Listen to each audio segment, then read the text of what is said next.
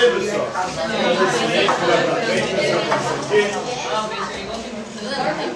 Sentados cada um nos seus lugares.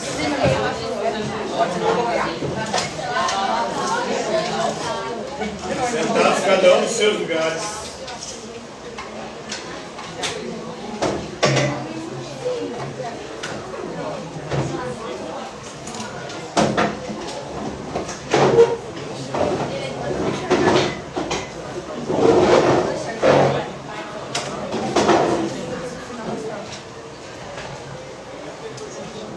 Então, pronto aí? Sempre uma vez por mês nós teremos as narrações de mitos e lendas para que vocês possam conhecer as origens, significados das mais diversas expressões mitológicas espalhadas ao redor do nosso planeta. Na aula de hoje nós vamos conhecer a mitologia dos povos babilônios. Já ouviram falar dos babilônios? Sim. Na Bíblia há muita coisa dos babilônios, são povos pagãos. A Babilônia vai inspirar vários trechos bíblicos. Por exemplo, a Torre de Babel. A Torre de Babel, que seria a torre que os seres humanos estavam tentando construir para alcançar o céu, e de repente eles quiseram ser mais do que Deus, e a torre acabou desmoronando, os seres humanos caíram e desde então se confundiram, passaram a falar as mais diferentes línguas e a não mais se entenderem. Essa Torre de Babel era um símbolo da Babilônia. Os babilônios que gostavam de construir essas construções e tentavam chegar aos céus para cultuar as suas divindades, os seus deuses. Eram povos politeístas que acreditavam em vários deuses. E onde está presente aí o relato da criação dos primórdios dos deuses babilônios é numa obra ou um poema chamado Enuma Elish, que narra a guerra entre os deuses. Os deuses surgiram, como também eles entraram em confronto, como inclusive também surgiu o primeiro ser humano, que é o Lulu. Lulu é o primeiro homem aí na mitologia babilônica, diferente aí do Adão, da mitologia bíblica, né? Então, vamos falar das divindades da Babilônia. As divindades da Babilônia, na verdade, começam com Apsu. Apsu, que é um dos deuses primordiais, era casado, era unido a Tiamat, né? Apsu, que é o deus das águas doces, era unido com Tiamat, que era a deusa das águas salgadas. Quando os dois se uniram, eles deram origem a uma infinidade de deuses. E antes de eles darem origem a essa infinidade de deuses, eles viviam completamente em completa paz e tranquilidade, em silêncio. Quando eles fizeram os deuses, as várias divindades, a partir da união dos dois, o silêncio se quebrou e eles não tiveram mais paz e sossego, a ponto do Apsu tramar, matar os próprios filhos para assim voltar a ter paz e tranquilidade. Mas antes que ele matasse os próprios filhos, um filho, que é o Deus da terra, foi e matou o pai, o Apsu, se tornou o Deus Supremo, e se uniu a Danquina, a deusa aí da maternidade, que se tornou a mãe de Marduk, que depois vai se tornar o principal deus aí da mitologia babilônica, né? Então, são algumas das divindades aí, como Anu, que é o deus dos céus, tem também Nana, que é o deus da lua, Nabi, que é o deus da sabedoria, são algumas das divindades aí babilônias, né? Tiamat, deus das águas, eu falei, Kingu, que é o deus do destino, depois Tiamat, depois que Apsu foi assassinado por Tiamat se uniu a Kingu, que é o deus do destino, né? Que é o governante de vida. Então, nós temos um pouquinho aí dessa mitologia. Marduk, posteriormente, será o primeiro ser humano. Ele vai participar da criação do primeiro homem, que é Lulu. O primeiro homem vai ser feito a partir do sangue, né, do Apsu, né, que foi destruído ali. E aí nós temos o advento do primeiro homem, do primeiro ser humano. Os babilônios eles costumavam cultuar os seus deuses em várias cidades. E a mais importante de todas as cidades é a cidade de Babilônia. Uma das primeiras cidades, segundo a mitologia babilônica. Uma das primeiras cidades a serem criadas. Lembrando que depois tudo isso aqui vai ser considerado na Bíblia algo, né, demoníaco. Inclusive lá no livro do Apocalipse, a cidade pecadora é a nova Babilônia. A Bíblia vai inclusive, ter uma visão bem negativa sobre isso aqui. Foi um povo onde o povo bíblico esteve exilado durante um tempo na Bíblia, também no Antigo Testamento lá, teve o exílio da Babilônia. A Babilônia dominou o povo de Deus, fez com que esse povo fosse exilado de sua própria terra. Né? Então, assim como todas as religiões, eles tinham as suas oferendas que eles dedicavam aos deuses. Já falamos aí dos principais personagens do governante divino. Tinha também um dragão que ficava na porta de Ishtar. Ishtar também era uma grande divindade aí da mitologia babilônica. Então o terror servido de manto e o halo radiante e irresistível circundava ali a cabeça. Então ele partiu e voltou sua face para Tiamat, possuída de incontrolável fúria. Isso aqui está narrando aqui um trecho do poema do Enima Elush, onde Tiamat ficou revoltada, né, a deusa das águas salgadas, quando o seu marido foi assassinado pelo próprio filho Ea, né, que depois se torna o Deus Supremo. Ea se une a Dankina e dá origem a Marduk. Aqui é muito similar ao que aconteceu na mitologia grega. Na mitologia grega o que acontece é uma guerra constante das gerações de deuses. Na mitologia grega tudo começa com um deus primordial, que é o Caos. Do Caos nasce Gaia e Urano. Gaia, a deusa da terra, Urano, deus do céu. Urano, deus do céu, vivia descendo sobre Gaia e a engravidando, abusando dela. Descia em cima de Gaia, a deusa da terra, por meio da chuva, das águas. Daí é fertilizado. Isso foi dando origem aos deuses, que depois foram chamados de titãs. Foram 12 filhos que tiveram Urano e Gaia. 12 titãs. 6 titãs, homens, e 6 titãs, mulheres. E aí um dia Gaia, cansada de ser abusada por Urano, foi e chamou os seus filhos e pediu a ajuda deles para se livrar do pai. Aí quem resolveu ajudar foi o filho mais novo, que era Cronos, o deus do tempo. Cronos então, com a ajuda da mãe, a mãe tirou de dentro de si, porque ela era a deusa da terra, tirou de si diamante. E com diamante fez uma foice, e entregou essa foice para Cronos. Cronos, com essa foice de diamante, lutou contra o pai Urano. Nessa luta contra o pai Urano, Cronos vai, vence o pai e com a foice castra o pai. O vigorinho do pai cai no mar e grávida uma concha. Da concha nasce Afrodite, a deusa do amor. A deusa do amor. Olha só o confronto de gerações também na mitologia grega, né? De Deus. Os deuses brigando ali entre gerações. Aí, posteriormente, Cronos se torna o Deus, no lugar do pai Urano, se torna o Deus Supremo. Mas o pai dele jogou a maldição nele, falou: o que você fez comigo, seus filhos vão fazer com você. Cronos se casou com a irmã,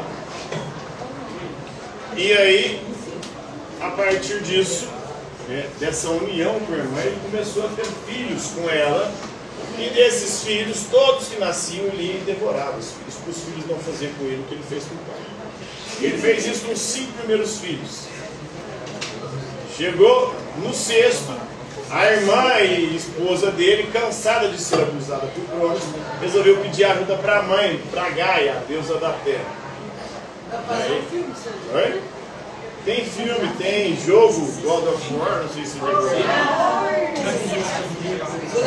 A mitologia. O Kratos não tem na mitologia. Na verdade, Kratos na mitologia é um monstro. Kratos na mitologia é um monstro muito poderoso. Agora no jogo ele é um herói humano, né? Meio humano, meio Deus, né? Semideus, ele era um guerreiro gigante, por causa que ele era a mãe, o pai e a mãe dele eram gigantes. E então na 6ª gravidez, a mãe procura Gaia e pede ajuda de Gaia. E Gaia falou o seguinte: tudo bem, eu vou te ajudar. Você vai ter essa gravidez. Quando o bebê nascer, em vez de você entregar o bebê para o Cronos, você me dá o bebê. Pega uma pedra, enrola em lenço e dá para o Cronos, que ele vai devorar a pedra e nem vai ver. E assim foi feito. Quando o bebê nasceu, ele entregou o bebê para a mãe, para a Gaia. A Gaia entregou o bebê para as ninfas cuidar do bebê. As ninfas amamentaram esse bebê com o leite de uma cabra sagrada chamada Matéia. Esse bebê cresceu, ficou forte, né, poderoso. Mas antes disso, ela entregou a pedra com lenços para o Cronos. O Cronos demorou, ele viu, ele percebeu. Depois que atingiu já a idade propícia, as ninfas chegaram para aquele bebê que elas haviam cuidado, já adulto, e disse para ele: a sua missão é destronar, matar o seu pai e destronar o Deus Supremo, e salvar os seus irmãos. E deram para ele uma poção. E aí então ele foi até o palácio de Cronos, colocou uma poção mágica no néctar dos deuses. E aí o néctar da imortalidade. Tem uma poção aqui, senhor. Vai ter uma poção aí? Então, colocou lá. Agora esqueci, me fugiu o nome da poção mágica. Da poção mágica do néctar dos deuses. Oi? A ambrosia. Ambrosia é o néctar dos deuses. Me fugiu também o nome da irmã do Cronos com quem ele casa. Mas ele coloca lá na poção mágica no néctar dos deuses. Quando o Cronos chega, ele toma aquela poção, começa a passar mal, passar mal, passar mal. De repente, Cronos vai e vomita. Os 5 filhos, agora já adultos. E aí, esses 5 filhos, né, entre eles está o Hades, Poseidon, Hera. Eles se unem a Zeus, que era quem colocou a poção para o pai. E aí, então, os 5 vão lutar, os 6 na verdade agora, né? Os 5 tinham sido devorados, com Zeus 6. Vão lutar contra os titãs, mas eles não teriam chance alguma contra os titãs, porque os titãs eram gigantes. E também eram em maior número, eram 12 titãs contra 6, que depois vão se tornar os olímpicos, né? Aí então Zeus vai e pede ajuda para a avó, para Gaia. Gaia falou: tudo bem, eu vou te ajudar, né? Debaixo de mim. Debaixo da terra, tem 2 monstros que Urano, seu avô, não quis deixar nascer. Aí eles ficaram aprisionados debaixo da terra. E eles podem te ajudar se vocês libertarem eles. Os 2 monstros eram o Hecatombe, um monstro de 50 cabeças sem braços, e o Ciclope, que era um gigante com o olho no meio da terra. O Ciclope, inclusive, tinha o dom de fazer armas extremamente poderosas. Oi? Não é o Ciclope do X-Men, é o Ciclope da mitologia, que é um gigante que tem um olho no meio da testa. O Ciclope vai e faz as armas para os deuses, faz o raio para Zeus, faz o tridente para o Poseidon e faz o elmo, o capacete da invisibilidade para o Hades.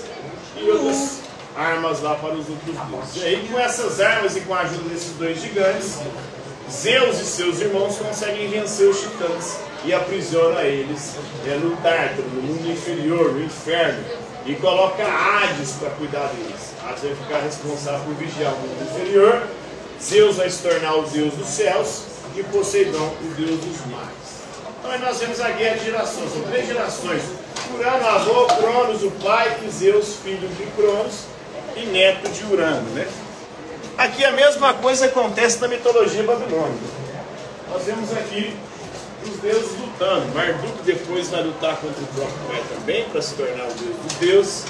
Ea mata, vence o próprio pai. Lembrando que os deuses não morrem, né? O matar aqui é simbólico. Mata o Apis. Então, uma mitologia muito parecida, muito similar à mitologia grega aí. É uma mitologia que foi de encontro, ou que participou bastante aí do Antigo Testamento, que influenciou bastante também a cultura judaica, o povo hebreu, e que está presente em alguns desses elementos aqui na Bíblia, beleza? Entenderam aí? Uma dúvida? Está servido? Agora, O senhor gosta de God of War?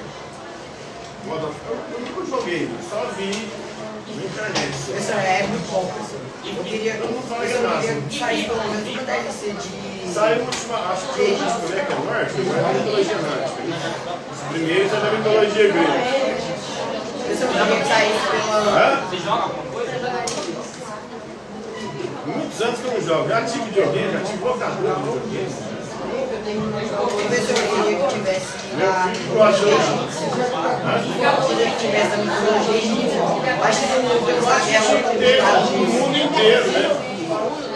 Fica centrado só na mitologia dos povos brancos, europeus, gregos, nórdicos.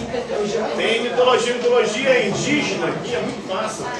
Vários deuses são muito parecidos, até mais fortes e poderosos que os deuses. Mitologia africana também, tem muita coisa massa.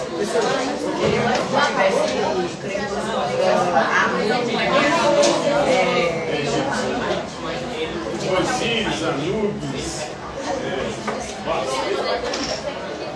vários deuses da mitologia. E egípcia, né? Na africana também tem.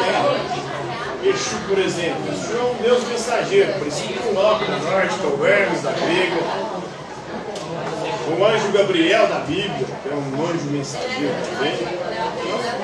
Tem Oxalá, tem Ogum, tem Xangô. Xangô tem vários trovões, Ogum, guerra.